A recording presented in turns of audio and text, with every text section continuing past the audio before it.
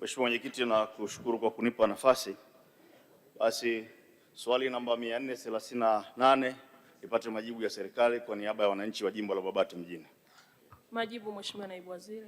Mheshimiwa Mwenyekiti, kwa niaba ya Waziri wa Nchi, Ofisi ya Waziri Mkuu TAMISEMI, naomba kujibu swali la Mheshimiwa Emmanuel John Kambai, mbunge wa jimbo la Babati mjini kama ifuatavyo.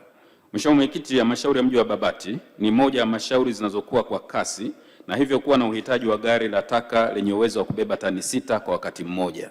Katika mwaka wa fedha 2026/27, halmashauri ya mji wa Babati imetenga shilingi milioni 200 kupitia mapato ya ndani kwa ajili ya ununuzi wa gari la kuzoa taka na kubeba taka lenye uwezo wa kubeba tani 10 kwa lengo la kuboresha huduma za usafi wa mazingira na kuongeza ufanisi wa ukusanyaji wa taka katika mji wa Babati. Mheshimiwa Mwenyekiti, mara baada ya bajeti ya mwaka wa fedha 26/27 kuidhinishwa, halmashauri ya mji wa Babati itakamilisha taratibu za kuomba kibali cha ununuzi kwa kuzingatia sheria, kanuni na taratibu za ununuzi wa umma. Asante. Mheshimiwa Emmanuel John Kambai, maswali ya nyongeza. Asante Mheshimiwa Mwenyekiti, nina swali moja la nyongeza. Mheshimiwa Mwenyekiti, mji wa Babati ni mji ambao unakuwa kwa kasi, hivyo idadi ya watu imekuwa ikiongezeka kila siku na kupelekea kuongezeka kwa taka. Je, ni lini serikali itajenga dampo la kuhifadhi taka la kisasa linaloendana na uhifadhi wa mazingira?